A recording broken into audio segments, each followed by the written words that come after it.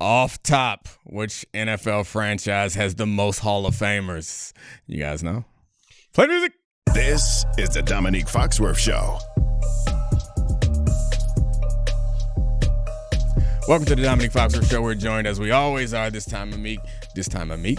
Great cornerback. Count that mistake. We're going to start a mistake counter in the bottom of the corner. I got my first one this time of week by the great Mina Kimes. Thank you, Mina, for joining us from your lovely New York studio. And Charlie's here, as usual, rocking that Taylor Swift shirt. You called it a microaggression last time. I forgot why. It was about the timing. It was something about... it was a microaggression. No, I'm sorry, Charlie. I'm happy to see you, but you came in here with a grumptude and it. Life of a showgirl. I had a real life of the showgirl morning. Really cranky. Can I guess? Can we guess? Yeah, I'll let you guess first. I was playing grab to buy you guys time to think about it. Green Bay Packers. Okay, good guess. Not right, but good guess. Most Hall of Famers. Packers is number 2 at 36. Yeah, that would have been my guess. Giants. Another very. Maybe? It's the Chicago Bears with 41. Damn. Yeah. That'll do it. It's Bears, Packers, then the Cowboys, then the Steelers, then the Giants. Well done. Then Washington. Are there any Hall of Famers on the Bears' current roster? DJ Moore, go Terps. DJ Moore.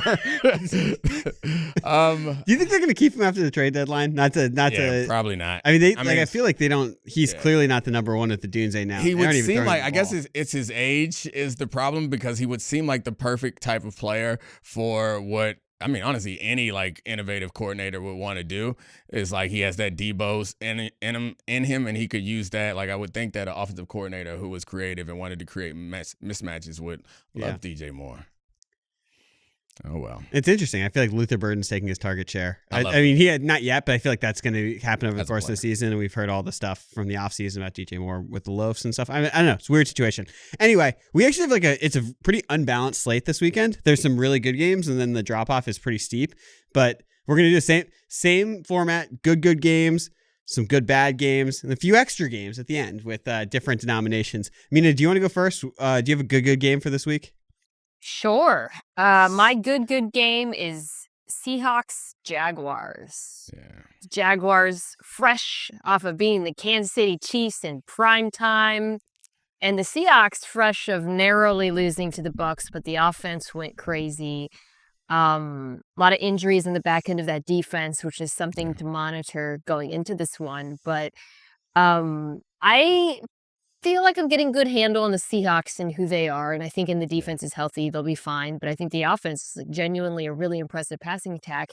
The Jags, to me, are the harder team for me to get my arms around, because I think they have really good players, and they've got some really good performers, and I think the run game is sustainable. But like Dominique, you and I have talked about this. We talked about it after the pod. I still don't know where I would slot this defense, which has been very turnover dependent, and then the passing attack has been just inconsistent. Yeah. I mean, I think the funniest thing to me about this situation, it feels like we're celebrating Liam Cohen, and deservedly so, and we're also celebrating Trevor Lawrence, but I feel like both of those guys are like known as offensive guys, but I don't think that this, and maybe I'm wrong, you give me a sad face, like we're not actually celebrating them, but it felt like we framed that game, the Kansas City game, as like a potential coming out party for this team, and so that I think we reacted to it like it was a coming out party for the coach and the quarterback, when I don't think that the season this far for them, as good as it's been, has at all been about the passing game or the quarterback. Well, I was about to say, the Lawrence thing, I do think that, so I guess from my perspective, how I'm digesting as a sports fan of this is that I don't think that was viewed as a coming out party for the quarterback, for Trevor Lawrence. I know he had the 2 ridiculous throws on the final drive, and we're like, oh, this is what we've been waiting for. These are 2 very, very elite throws. Like this, we're going to see more of this in the Liam Cohen offense. But I think that he's been really uneven as he learns the scheme. And I loved your point on Tuesday when we talked to Jeff Saturday on this podcast, that what's happened because of the defensive turnovers, because Liam Cohen's been able to get the running game going, is that's actually bought Trevor Lawrence and Liam Cohen and the offense time to develop so they can get the passing game going. But I maybe I've missed the narrative. Maybe it's something, but to me, I felt like I think there's still questions about Lawrence and this offense. It may be a faulty narrative for me, but I think it's just in general when a team is achieving, especially overachieving, we often look at them and we see those two positions as the ones that we want to celebrate. And I think Mina and I were on this early about the turnovers with Jacksonville. If the turnovers are sustainable, if this team can, or even the turnovers are buying them time to get better and more stable on defense. Like the problem I think I'm having with, normally I would like jump at the opportunity to say, this is all fluky, guys, because I see these turnovers, or jump at the opportunity to say this is fluky because the passing game is not up to par. The problem I'm having with it so far is I think that some of the success is based a little bit on randomness, but they have all the pieces and parts that I think it could mature into something else better. And then I'm going to look stupid when they stop getting turnovers, but they're playing great defense, and they stop running the ball as well, but the offensive passing game catches up. So that's like where I'm finding some hesitation. Yeah, I guess that's kind of what I'm trying to say is like the team is still really inconsistent, and there's like when I look at this and I look at their record and I look at this big win, what do we know about them? Why are they winning these games? Well, it's kind of different week to week. I think we know they have a good running game. I do. Right. I think we know that this offensive line is better than a lot of folks expected, and it's kind of creating a floor for both the run and the passing attack. And I think they've got really good pass rushers. But beyond that, this is a kind of confounding team. So I think this is a good game for that reason, right? Because don't you feel, Domonique, like Seattle, you have a better understanding of their strengths and weaknesses? I have a much better understanding of strengths and weaknesses, and they're not much different than they were last year, I think, or the end of last year. They're a little bit better, which gives me a little bit more confidence in knowing who they are, whereas this Jags team feels newer. Yeah. We have to get to Travis Hunter at some point. Yes. That's exciting. But before we get to... And I have a off of me to sing. I have a Oh, okay. Never mind. Go ahead. No, it's just that, like, you're talking about what we know what the Seahawks team is. The Sam Darnold of it all is still a surprise. He's number one in EPA per play in the NFL. And I think obviously we thought that this team is going to be carried by their defense, and they're obviously excellent on that side of the ball with Mike McDonald. But even you, being a Seahawks superfan, I feel like you have to be surprised by the fact that Darnold's number one in EPA per play, and the passing game is anchored by JSN, who, based on yards per route run, would be having the greatest season in wide receiver history based on that stat. It's 4 receptions of more than 40 yards. Yeah, it's 4.4 yards per route run when Tyreek Hill and Calvin Johnson in those peak seasons were in the high threes. It's preposterous. Yeah. I mean, he started his superstar leap in the second half of last year, JSN, but obviously he's down to another level this season in terms of being like a 3-level threat. But the Darnold is playing better than he did in Minnesota. That is genuinely a surprise. Obviously, there's a few of those around the NFL, but I thought he'll be fine if they can run the football, play action off of it, yada yada. But he's actually been more than that. You saw that against Tampa. Like, he is carrying this passing attack on his own. It's not just your scheme. He's making tight window throws. He's making throws under pressure. He's making plays. So. Yeah, it's been amazing. Honestly, it's like a great story. I have more confidence in him than I do in Trevor Lawrence in the Jags passing attack. For sure. When we'll talk more about it when we get to the Bucs game, because I think they're in one of the big boo. good games. But I think I was concerned about what? I didn't get the joke. You haven't seen Gronk saying Emeka Egbuka? Oh, that's what you were trying to say. Okay, yeah. It's my favorite.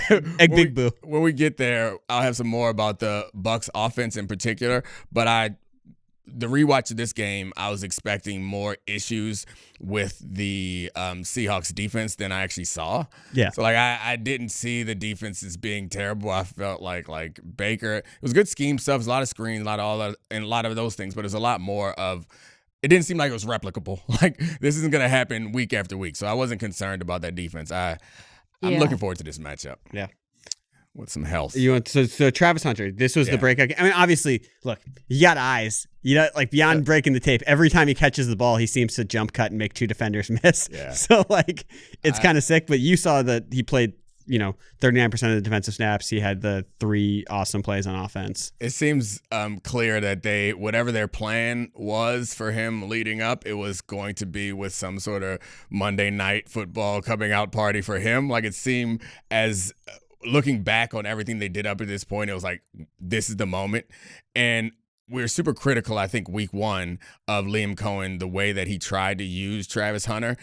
And I think that it's evolved some. It hasn't completely changed, but he's not asking him to run routes. Mm-hmm. It's like, we're going to throw you a quick screen, we'll throw you a drag, we'll throw you some hitches, and deep routes, just run real fast in that direction. Like, he's not asking him to set people up and turn them around and do the things. You just go out there and be a exceptional athlete, which works when you're an exceptional athlete. I mean, the Travis Hunter stuff I think is fascinating. Yeah. You have people like Hayden Winks who are like going online being like, it looks like he doesn't know the route tree. He doesn't know the full playbook. You have Deion Sanders commenting on that. And to me, like, we talked about this before the season and it drew like a guffaw from you. And I was like, if Travis Hunter is comfortable, there won't be an NFL field where he's not the best athlete on. Yeah. And that was the first week we saw it. And I don't know, maybe we need to write this down and not forget it, that we need to not judge rookies after the first 4 weeks of the season, because I feel like this year was such a hyped up, outside of the quarterbacks, there's so much hype around the skill position players, particularly because of fantasy football, the running backs, the receivers. Travis Hunter gets drafted like probably earlier than he should. And then people are like, what the hell? He's catching one ball for 3 yards. He's playing 9 snaps on defense in certain games. We don't really know what's going on. But that actually felt like, even if they don't have like a full plan necessarily the way we thought they were going to, it feels like they're going to use him in more ways and let him like just be an athlete in space. Are you surprised by how physical he was as a defender hitting? Because he looks really skinny. Yeah, no, I mean, maybe it's my skinny guy bias, but like, being physical and being aggressive is not something that you have to be big to do. Mm-hmm. It might take a toll if you're smaller, and it could shorten his career. I do notice that obviously those type of receivers will assess a situation and lay down, which Travis Hunter does not do that. Yeah. Which, like, I know our football brains are like, hey, finish your play, never give up, but no. Sometimes look up and you see 2 linebackers, go ahead and just fall forward for 2 extra yards and don't try to make everything into a highlight, which is probably the wrong way to approach it, but that's how I feel. But he's going to have a highlight on one of these. He's going to make like 4 people miss and take one like 70 yards to the house. And it's going to be awesome. How many hits do you have to take until you get that highlight? And is it worth it in the trade-off? Yeah, no, it's fun. Dominique, what's your good game? Lions-Chiefs. The shootout of the weekend. Or strength on weakness on both sides. Yeah, at least I anticipated to be the shootout of the weakness. I mean, the shootout of the weekend. The weaknesses of the... I feel like earlier this week I was kind of running around talking about how it's hard to tell who the best team in football is, and I started leaning towards saying it was the Lions, probably because we hadn't seen them look bad in so long. And then I look at who they've beaten. It doesn't feel like, even though that Ravens win felt super impressive at the time, it feels less impressive now. Yeah. Just congrats on beating the Bengals in a Ravens uniform.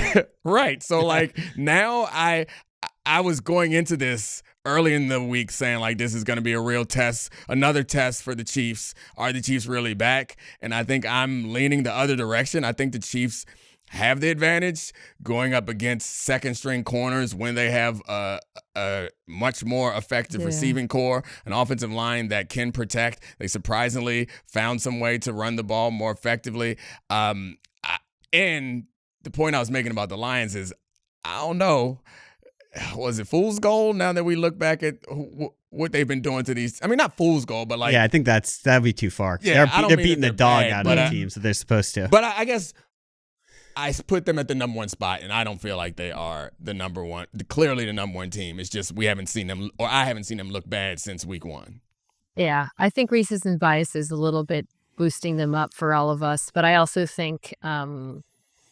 all the teams are flawed, right? So the Lions' flaw right now is pass defense because of all the injuries in the secondary, but they're going up against the Chiefs' defense that I don't think can stop them if they're running the ball the way that they're capable of. So I look at this matchup, and I think both offenses have a pretty significant advantage against both defenses, especially what we saw from the Chiefs' passing attack last week.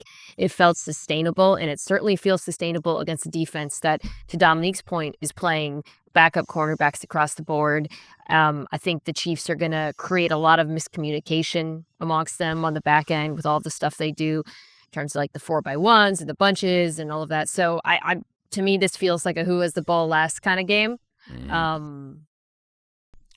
Makes it hard to pick, right? Yeah. Who has the ball last, or I might lean Detroit. Yeah. Yeah. right, or who turns it over. Yeah. Part of the reason why I'm a little bit more comfortable with Detroit in this one is just I think Detroit has more playmakers on defense. So even if the secondary is out, I could see Aiden Hutchinson or Brian Branch or the linebackers. I'm sure they're going to come into this one with an intent to spy Mahomes. Whereas on the other side of the ball, like this Chiefs defense is really obviously well coached, but there aren't really players outside of Jones, who's taken a little bit of a step back, that really scare you. So if I'm like, who's going to more likely to create a turnover? It feels like Detroit in this one, but it is close. Yeah, so for the Lions, DJ Reed and Terrion Arnold are out this week, and Kansas City's passing game has really been putting it together. Like it's not just like obviously we had to see it again after the Ravens game because of what the Ravens have become. So like last week, seeing Mahomes like look good against the Jaguars defense, despite the Devin Lloyd interception. But I do well. I guess the interesting thing that I would ask about this Lions matchup is if the Chiefs come out and like sort of put up a big number on this, are we going to start having it rolling that Rashee Rice is back and we look at the Chiefs as like the best team in football in theory if they were to roll through this Lions team, even though it's flawed, even though they're not at full strength right now? Honestly, at least for me, the question isn't how good their offense can be for me to determine whether they're the best team in football. Like, I'm a believer on the offense. I've seen enough in 2 weeks and enough in their history and enough of like fundamental important things for me to feel like their offense is good enough to be the offense of the best team in football. Where this defense ultimately lands, I think, is the question that'll determine how good I feel about this team. So if you're doing first take after this game, because Mina, you just did it, and it's like the Chiefs defense plays way better. Is there a question about like the post-loaf bump from Chris Jones where like he got called out for 2 loafs last week and then this week the Chiefs is way better and they're going to ask like they're at the desk and they're asking you from this perspective, is that the beginning of the change of the Chiefs defense? Yeah. If Chris Jones goes crazy this weekend, and that would be required, right? We saw Detroit, the interior of the offensive line, week 1 had some trouble with Green Bay, and then since then they've been much better against diminished competition. But if Chris Jones, like, he hasn't been taking over games anymore, right? And I also, they've been not really lining up at the edge the way that they did last year. But if he was incredibly impactful in this one, then yeah, I feel much better about the Chiefs down the stretch. I'm with Domonique. I'm not worried about this Chiefs offense. I think they're going to be awesome. Obviously, getting Rice back, they're going to get even better. But this is not a great defense. They're fine. It's not like the Ravens, right? But the pass rush is pretty limited outside of Jones and Karlaftis. They're not really getting anything. And there's weaknesses on the back end that you can exploit. I mean, in this one, I'm particularly nervous after seeing them just get shredded in play action from the Chargers. Lions are the best play action team in football. It just feels like a bad matchup for them. I think that I really think that this is going to be next week. Also, we're going to start hearing the Mahomes for MVP talk. I know he's second in the odds just because he's Patrick Mahomes, but I feel like if he wins this game, 100%, 100%, yeah. And then he'll start having numbers that go crazy with Rice back, and he's get more easy chunk plays. All right, my good game: 49ers Buccaneers. I want to ask you guys from this situation, what quarter, and not just to make it all about the quarterbacks, but which quarterback situation are you more interested in? Baker Mayfield, who has really emerged as like one of the guys, a top DAC, as we say on this show, or Mac Jones in this situation? I know he has some sort of undisclosed PCL injury that happened at the end of that game where he's limping off, he's throwing up, but like he's been awesome in this situation. And this has been going, I mean, the Mac Jones San Francisco stuff started with deep flirtation before the draft when they picked Trey Lance instead of him with the 3rd pick in the draft. What are you more interested in seeing if Mac Jones will keep it rolling in the Shanahan offense and just how good he can look there, or the Bucs offense? I'm much more interested in the Bucs offense, honestly. Like Mac Jones, whether he can keep it rolling or not, is kind of inconsequential, I think, because eventually they're going to go back to Purdy. Yeah, they kind of have to. So I suspect that what they've done so far with Mac Jones, they'll be able to continue to replicate like how Shanahan's done it time and time again. I'm not as concerned with that. I think my question is about watching in that last week's game against the Seahawks, watching the connection that it feels like Baker has with those young receivers. I was so impressed with like the anticipation of zone coverage and how especially Ibuka as a rookie is like, he feels, and this is, Sitting it down. fits Yeah, I know. Yeah, the feel it fits is perfectly really with good. like the narrative about him because he was like a long time player at Ohio State. It's like he's a veteran. He had to understand he's around all these great receivers. How can I make myself effective? It's like the nuances of the game, and it seems like him and Baker are on the same page. And I loved it. It was impressive. Yeah, on NFL Live, my take on that game was it was kind of like teach tape for how to beat zone coverage because schematically, first of all, I think we can now firmly say that Josh Grizzard is really, really good at this. And I thought the way he created leverage and space for the receivers and the way he attacked the Seahawks zone voids was very smart. And I think Baker throws with anticipation into those spaces. But then to Dominique's point, I was so impressed by Igbuka, just the and not just Igbuka, Otten, the tight end as well, Tez Walker, just the way that they were sitting down and the way they were timing up when they were breaking off their routes. It was just really impressive. And it creates a really significant challenge when you're playing this team. Like, are you comfortable playing? Baker's always been really good against zone, by the way. I felt this way last year, too. San Francisco, the 49ers defense plays a ton of zone, and I think it's going to create problems for any defense that heavily indexes that way. The one thing I'll say with Baker, though, going back and watching some of his throws, he is throwing into, there's not a throw he's not trying to attempt right now, which is great when it's great. But I do think there's going to be some turnovers at some point, and that's going to be like, okay, if his team loses, he is really trying stuff out there. Right. Yeah. And he has the accuracy you would hope to be able to do it and the arm strength to be able to do it, but they get paid too, as they say. So sometimes someone is going to anticipate these plays and make them. It's going to get tipped or whatever. You keep trying those things. You're right. I think you and I saw it the same way. It's just like how you frame it. You went to the positive and then went to the also obvious, the risk that he's taking. Right now, it's all working. It looks great. And then I think it's been probably spoken to a bunch of times, but it's like Baker's mobility and his scrambling is a huge part of this offense. But it's not only that. It's his pocket movement. I saw him create blocks, which I imagine is incredibly difficult to do, to keep your eyes downfield and also create blocks for your linemen when they lose and move and put yourself in the right position. Baker was doing that in this Seahawks game in a way that just, I don't know. I hadn't seen him. I know he's capable of, but I hadn't seen him do it that consistently. This was an incredible game for him. And the other thing I noticed from this, go ahead. What? No, I just saw someone post like he's just out there doing, and I was like, that's the most accurate summation of the Baker Mayfield offense. He's just out there doing. Yeah. And it seemed like in this week especially, I guess they are a team that likes to screen, but last week especially, it felt like like a substitution for their run game and a way to answer the simulated pressures was we're going to do a lot of screens and we're going to do a lot of these like escort swing passes that aren't truly screens, where it's like we'll use a tight end as an eligible receiver to like block, and they're just trying to find ways to take pressure off of Baker, because I do think he's probably not built to turn down his risk profile, but it's clear that the coaches are like, hey, let's turn this down a touch. That's good coaching.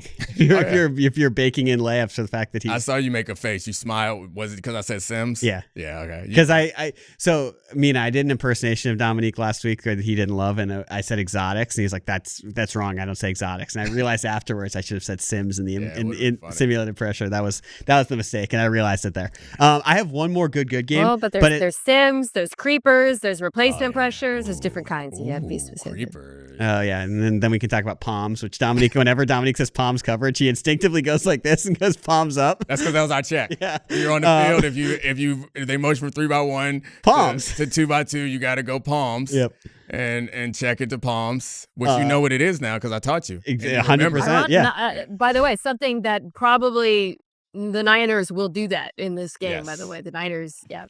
Funny that you bring that up. Charlie, would you like to explain to people what palms is? Sure, don't. And maybe you put the dots up on the board and I can get up there on a whiteboard. No, I want to hear it. No, Charlie can't explain palms. He's been with me all this time. Ain't learned about football. That's right. So I have one more good game.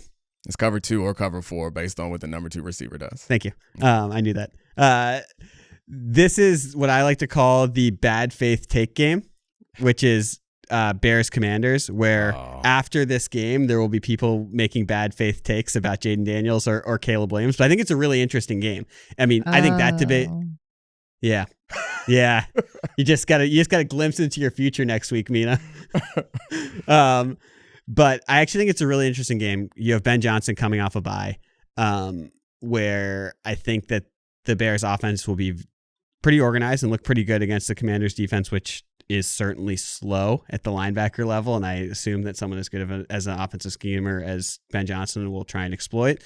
And the other side of this, Washington in their running game, I think is starting to figure some stuff out. Like, I think there was so much talk. What's the bad faith take? I don't know. I guess you and Mina are on a different wavelength than me because I didn't. People. I don't know if that's stupid because I know. You aren't online enough. No one's. You are not online enough. Stop it. Bears fans are big time. I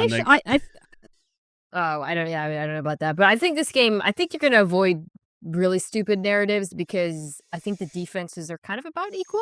Like would you say, Dominique? It's not like. Yeah. Charlie, when I think about games where like people come out of it with like unfair perceptions of which quarterback is better, it's because one gets to go up against an easy defense. But I think this is a pretty fair fight. The big difference between the two teams, and you alluded to this, Charlie, is Washington can run the absolute out of the football, and Chicago can't. So that's something where there's a huge and Daniels is a part of that run game, to be clear. But it's like really, I went on like this like kind of unhinged monologue about how much I love watching the Washington run game, but credit to Cliff, man. That dude knows how to call a run game, and they're doing a lot of really crazy, creative stuff, and I think Chicago's going to have a really hard time with it, the run game in particular. How crazy was that, though, that we thought that one of the big weaknesses of Kingsbury was that he couldn't adjust, and then last week we saw it sort of on the fly with how they beat the Chargers. He was always good at running the football. He has always been good at calling run game. Always. The problem is his pass game hits a wall. So just to, I love a lot of different versions of Mina, but run the out of the ball, Mina. Top 5 Minas for sure. Yeah. They were going six offensive linemen, pistol formation, pin pull. I mean, Dominique, have you ever seen the Chargers defense out leveraged like the way they were against Washington? I mean, that's crazy. One thing I think. Yeah, the Mentors defense is not one that is going to often. I mean, in I think we oversimplify the running game. It's like it's straight ahead. Can you run the ball or can you not run the ball? And I don't think we put as much attention on that as we do for like if the passing game doesn't work, there's 5 or 6 different reasons that the layman fan can point to for why it worked or didn't work. We don't do that for the running game. And I think that's why I like this version of Mina because it's like, this is the stuff that matters. Moving the gaps. Like that's another thing that we talk about pulling because a guy can get out there and get the block. But no, it also moves the gap and it requires a level of thinking from the defense when you start to anyway, I see Charlie glazing over. I love Washington. Wait. And Washington, Dominique, it's different guys pulling they got motions in the backfield, but like on every play, different linemen pulling. I mentioned the 6 offensive linemen stuff, but their tight ends are really good blockers. That dude, John Bates, best blocking tight end in the league. I have this take that I'm nurturing, which is like these like thankless blocking tight ends are quietly the most important players in football right now. Like your random I like it. Don't That's catch a lot of passes, guys. But little Take. Remember, shout out to Clinton Yates. Little baby takes. Yeah, Take. Denver's got one who his name's Nate Adkins, and every time I watch the run game, I'm like, who's that kind of box shaping dude? Oh, you know how I feel about square bodies. Anyway, sorry, the Washington run game is really, really good. One thing, Mina, the Washington run game is really good. The Chicago run game is not. I thought it was legitimately cool how the way they ran those 2 same concepts to the left against the Chargers. Chargers couldn't set the edge, and they got Derwin James caught in the wash on both of them for both of the Bill Krosky-Merritt touchdowns. And quite frankly, Bill's changed my life. Add him to the people who have changed my life. It is awesome to have a really fun playmaker on my beloved team. I started calling him Baby Jameer, which is absurd. Yeah, Jameer Bill. He's the best. So we never actually got. You think that I don't wanna you enter should this see conversation. Bear's Twitter They're saying that every he's week. better Every week, yeah, every week. That's dumb. Yeah. Yeah. Stay off of Bears Twitter. I don't think that anyone with who's not ridiculously biased would suggest that there was anybody who could argue was the better quarterback from last year's class other than James. That's why I said it's the bad faith take of the game of the week. Yeah, I don't. That's nonsense. You're in the conference championship. Whatever. All right, we got good bad games now. Mina, what do you have? Bengals Packers. The Bengals traded for Joe Flacco. His reward is getting to face an angry Packers defense that just got lit up by Dak Prescott. I think that this is going to be a feeding frenzy for the Packers pass rush against a terrible. I guess the Bengals' best chance in this is Joe Flacco just throwing the ball really quickly, but the Packers, I think, will tackle everything short of the sticks. I think this could get really, really ugly. Yeah, they better run the ball, keep the clock running, and let their defense try to keep them in this game in some way. But Joe Flacco, man, what is that? I don't love anything. He's your age. Joe Flacco loves football. Yeah, why is he doing this? Trying to earn the respect of his sons. His son said that he had to win another Super Bowl to get him his respect. Just standing behind the Bengals offensive line. Yeah, I think this should be an obvious shellacking. It doesn't feel good. We all talked about them making that trade, and it's supposed to buy them some more time and maybe hold the locker room a little together, like all the reasons that we gave. I don't know how long it lasts, a week, 2 weeks, but this could get ugly. And it's a get right game for the Packers. It'd be hugely concerning if they don't actually play well and it's a revenge game. How too. funny is it Joe Flacco? The Packers revenge against Joe Flacco. How funny would it be if he's the Packers stopper? He beats them 13-10 again. That'd be phenomenal. Like when Joe Flacco the shows Packers, up, there's no way they can only score 10 Myles Garrett with him. Yeah, I was about to say, when Joe Flacco shows up, all of a sudden your defense becomes great. Okay, yeah, that would do it. Hey, that would Trey Hendrickson has to have a Myles Garrett-esque game. I actually, even saying that out loud, I genuinely don't know what would have to happen for this Bengals defense to only allow 10 points. It's impossible. it seems genuinely impossible. All right, well, we'll stay in the Bengals division for my good bad game. Browns at Steelers. I think there's intrigue. I'm into me. this one. Yeah. You guys are nuts. What are you into this game for? What do you mean? I'm into it because I think that why? The AFC North is a bottoming division, and the Steelers have an opportunity to run away with it. I still don't fully believe in anything about the Steelers yet, and I would like to see this offense up against this Browns defense, and I also want to see this Steelers defense get back to, because they've won games. They've had great plays. They've had a good game, I think, defensively. They haven't had a Steelers-level defensive game given all the talent that they have on that roster. So that's what is interesting to me in this game. And then it's always interesting to see a young quarterback. Are you going to really be like, oh, the Steelers defense, this is what I've been waiting for if they do it against this Browns team? No, but I mean, I'd be impressed if they played. They had the Jets. They didn't annihilate the Jets like this. They had some bad offenses that they didn't control. Carson Wentz. Last I'm week. interested in seeing this Browns 2 weeks ago. Yeah, I know. This Browns defense against Aaron Rodgers, because the Steelers offense is it's kind of great because we just know what they're going to do. They want to quick game you to death. They want to run the football. Another 6 offensive line team, by the way. And Cleveland's fantastic against the run. And they play a lot of man coverage, which means hypothetically they could actually disrupt the Steelers receivers so that Aaron Rodgers can't get off those quick game, the DK slant. You think about it. But I also think that Rodgers can attack the second level of this defense, right? Like Schlesinger in coverage. So, yeah, I'm interested. I just, the Steelers offense is kind of like a sick watch for me because, it's so... Smoke and mirrors is the wrong word, but it's they just do one, they do two things. Yeah. Can you stop those two? You know what I mean? Can you stop the thing that they do? Because if you can make Aaron Rodgers hold on the ball for more than 2.5 seconds, it's over. Well, you can't. He won't. He refuses to. You guys are like we're not going to have the mic'd up of run, Jordan, run after Myles Garrett blows by an offensive lineman. No, you guys are like the college basketball fans who are like, oh, I really loved watching Tony Bennett and the pack line defense play.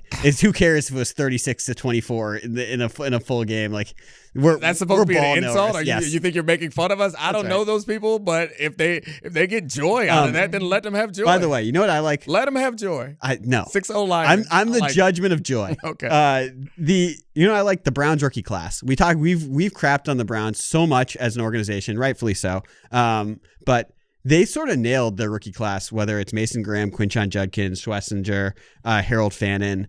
They've gotten. I've been. You palmsing me? I'm not palming. Yeah, do you cover for you? Check. I'm shrugging because I believe. Maybe it was you, maybe it wasn't you, but I think we were talking about this Browns team, and I was saying, like, the front office should not be you were saying how they should have gotten rid of them, and, like, it's a lot of high-pressure situations. Did I say that? It was in the offseason. Well, maybe not. Yeah. Forget it was you. But I do remember having the conversation that, like, I know the results haven't been what you want on the field, but it's hard. Obviously, the Deshaun Watson deal, we're putting that on the owner. Yeah. It's hard to knock very many of their front office decisions when they've put these rosters together. So like the offensive side is a mess, but like they continue to like. I think we might. Yeah, the offensive line is a disaster. The skill group is not. I understand. I like the players that they drafted this year, but like let's not get upset. Like it's not. This is not a roster that's like, oh, if they only had a quarterback. There's major issues on the offense. Watching the offense, particularly the receivers, it's not a pretty picture right now. That said, gross. Judkins important in this game. I'm not convinced that the Steelers' run defense is fixed, and I think he could take advantage of that. By the way, producer Kevin pinged me, said he was the one who had that debate with you. Okay. I was like, I don't remember doing this, and I'm normally a hand up wrong. I'm wrong guy, but I didn't remember that. Well, Mina thinks that you're right. You should get rid of. Okay, well then in that case, I'll take credit for it. The Judkins thing I think is really interesting because we talk so much about situation for running backs, and this is clearly a bad situation, and he's looked awesome. You know what he reminds me of?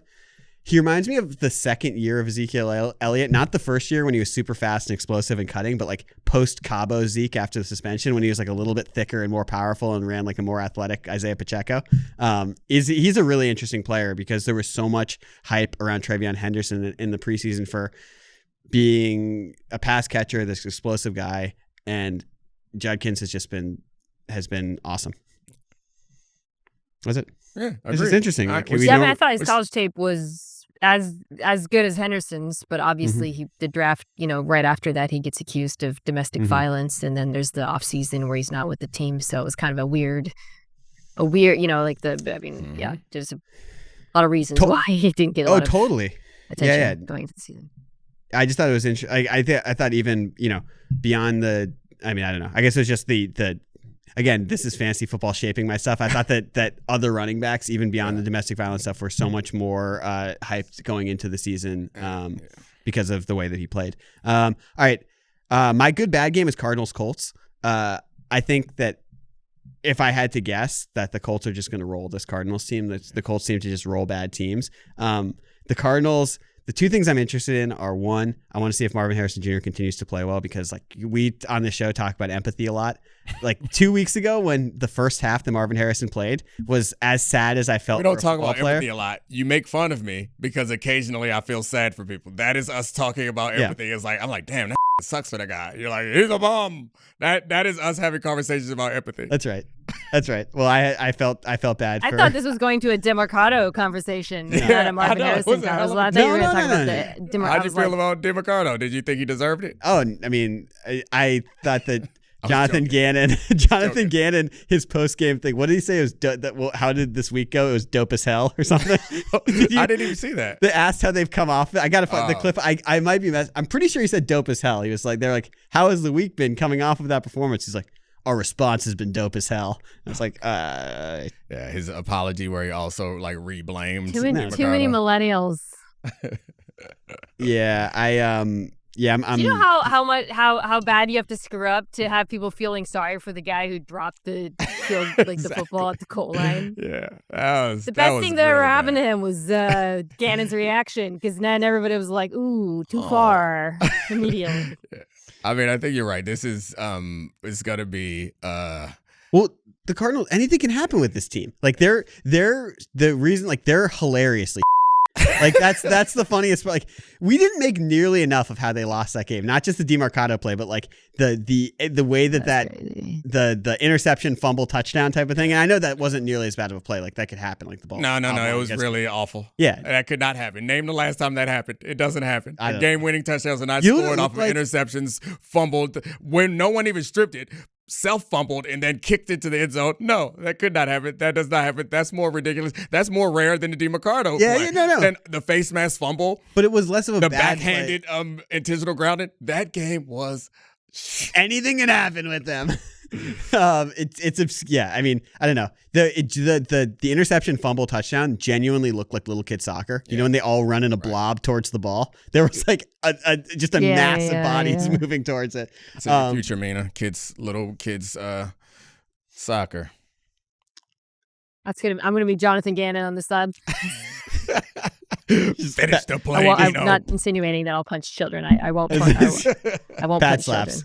Children. I promise. Mean, Tyler Warren. That's really all I care about. He's so freaking good. Yeah, he's sick. He's so fun to watch. He's sick. He's an incredible athlete that they put all over the field and it's really big and awesome. They let him play quarterback, running back, whatever. Like that's one of the things that as much as we he was a quarterback recruit. Right, I know. As much as we've been celebrating or appreciating the Colts this year, I don't think that we've paid enough attention to how special that player has been. Yeah. But it'll be fun to watch him have his way with this Cardinals defense. Yeah, he was at the time, you know me, huge college football ball knower. You are. That's you. No, I mean, you watched the college football playoff last year, and I think I had one text to you after like 4 plays, and I was like, we're good. I know Abdul Carter and Tyler Warren are going to be awesome in the NFL. There were two separate texts, I believe. Yeah, it was after one series of watching each of them.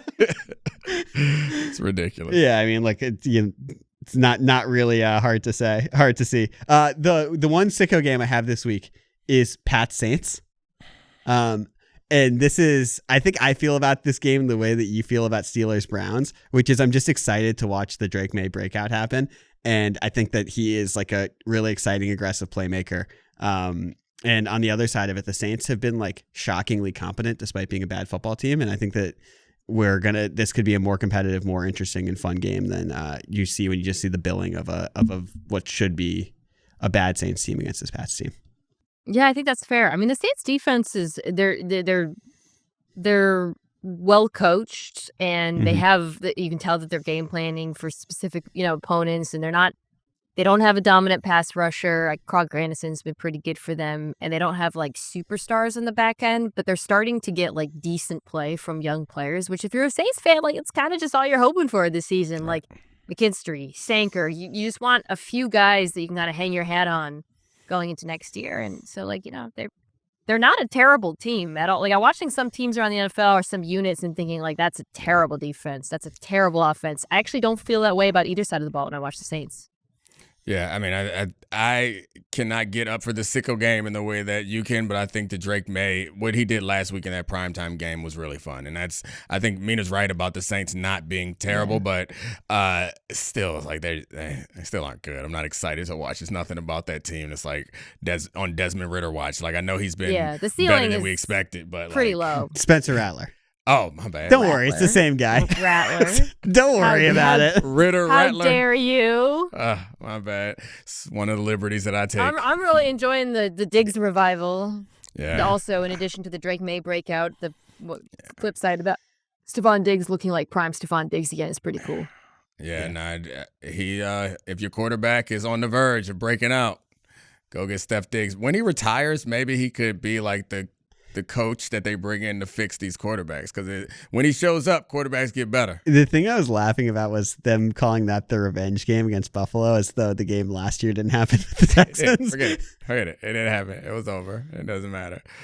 All right, it's time for us to pick some games. Yeah. By the way, I can't believe you bet the Desmond Ritter. Oh, that I made that mistake? Yeah. Why can't you believe it? It's because we had a whole thing about Spencer Rattler being Cannon Curry before the season. It's your favorite joke. It is. I'm in reruns here. All right. So Mina's 5-0 in her survivor pool. A lot of season left. So we're just gonna go ahead and we're not gonna make up some lie about how we're competing. We're just gonna go ahead and say that Mina's 5-0. There's a lot of season left. I know, but it was always fun her off and pretending like her record didn't matter. I know. Okay, that's fine. No, it's okay. Mina's great. 5-0. She's really good at this. We beat the dog out of her last year, hands down. So, like, at best, she can tie up the series going into year 3. But there's a lot in Survivor. No. Don't clip that. But I'm trying to get my internet to load so I can tell Mina exactly who she picked in Survivor so far this year.